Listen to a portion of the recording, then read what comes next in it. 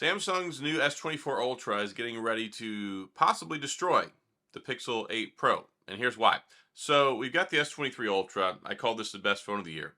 Pixel 8 Pro, most improved phone of last year, and these are both great flagship phones from 2023.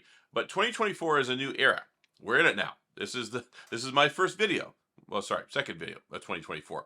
And I was reading about some of the AI stuff that we're supposed to be getting with the new Samsung phone, and there's already been some labeling, some branding that's leaked out, calling it the AI smartphone and all sorts of other stuff.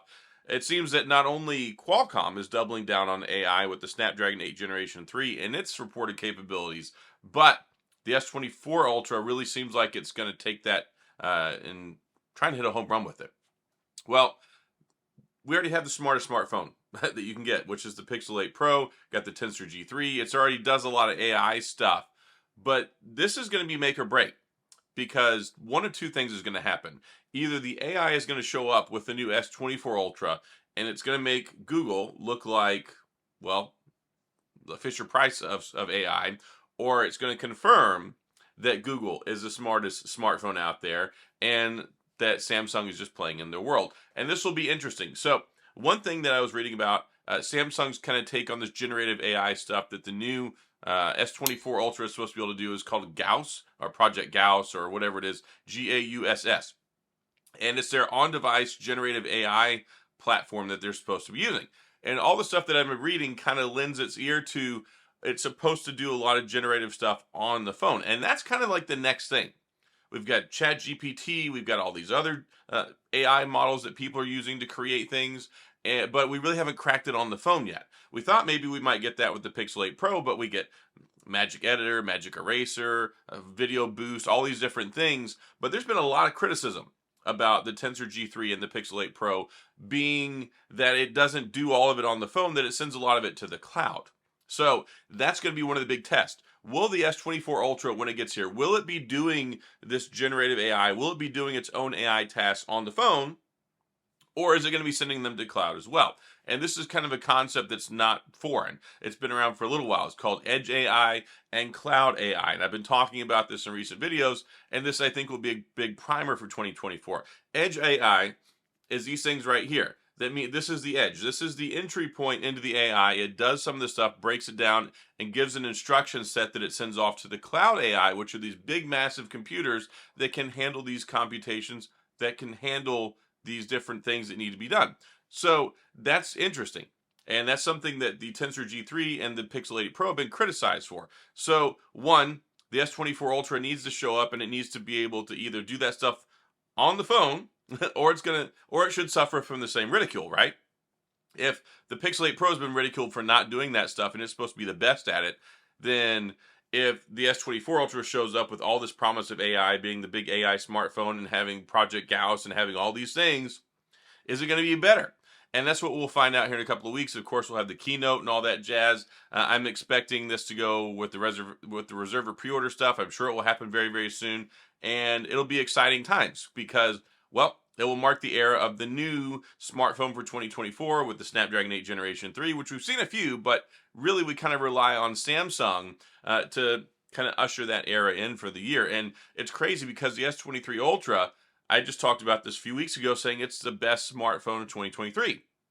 And I think it is. It's still a fantastic phone. It's going to be still supported for like 4 more years. So there's a lot of good things going on here. But I think this is also a reflection point where we have to look at the beginning of the year and go, okay, is it going to excel? Is it going to make our life better? Is it really going to take AI to the next level? Or is it just more smoke and mirrors? Is it just more, oh, we'll send this stuff to the internet? Is it just a bunch of stuff that emulates what Google has already done with the Pixel? Google's already pioneered a lot of this stuff. We've got the translation feature, voice translation. You can have conversations back and forth using the translator app on here, and it can do that without having access to the internet. You've got the summarization for the recorder app. You've got smart replies using the Gemini AI Nano now that we've got. We've got also the call assistant, which does a lot of wonderful things. And we have predictive text. We have voice to text. You can translate a voice text message into text. It'll do that on the phone. You get summarizations of websites and web pages, which is really cool. You've got the video boost. You've got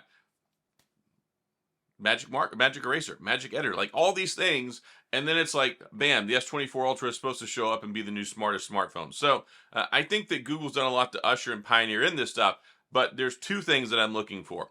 One, how much of it's going to be done on the phone with the Snapdragon 8 Generation 3? And two, is it actually going to be novel, revolutionary stuff, or is it just going to mimic what Google's already done and just Samsung is going to label it and take credit for it? So those are the two things.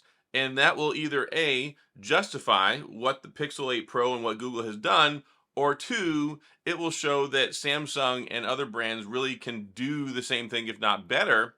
And this isn't the smartest smartphone. In which case, do you really want to hang on to this for 7 years? So I'm also anxious to see if the S24 is supported for longer. 4 years of operating system updates, 5 years of security patches has been really good.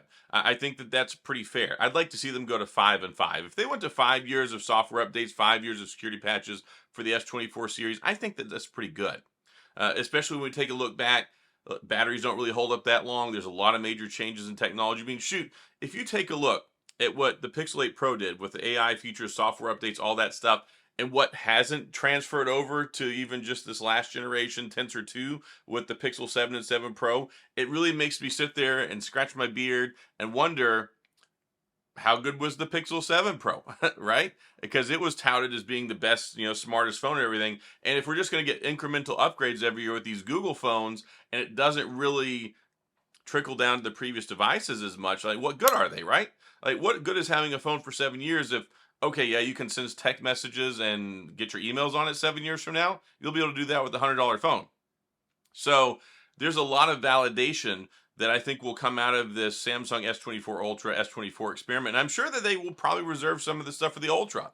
I don't anticipate that everything's going to come out for the Ultra and it's just going to be available on the S24 Plus and the S24 as well. We look at what Google has done with the Pixel 8 and the Pixel 8 Pro, and there is some distinction there, and there are extra advantages and extra things that the Pro gets versus the regular model. So I could see Samsung doing a similar thing with their model, but this really will be a test, and it will let us know how things will be for 2024, because the Snapdragon 8 Generation 3 is going to be the #1 processor for the year, especially in the Android market, and it's supposed to be much more capable of handling all these AI tasks. So I think that will show us, one, does the Tensor 3 even matter? Like, is it irrelevant if Qualcomm can make a better AI chip than Google? That's a third thing.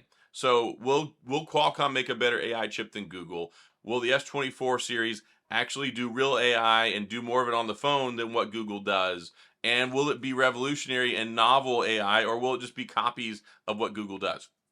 So this will be a big make or break moment, because if it comes out and it shows up Google and their Pixel 8 Pro series just a couple months removed and craps all over it, then I think it'll really think people rethink what they're doing with the Pixels in their hands, and, well, just buy a Samsung. So this will be interesting to see. I can't wait. I really have been up to date trying to keep up and tabs on this AI stuff and learning about it so I can give you all the latest, most informative, detailed stuff that I can.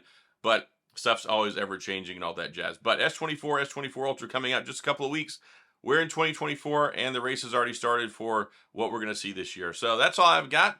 If you let me know if you have any questions or comments, please go to the comment section. We can talk about some of this stuff. If you enjoyed the video, if you like this stuff, please hit the like and the subscribe button and the little notification bell if you want updates when new videos come out. And as always, thanks for being here. I appreciate you watching, and I'll see you guys next time.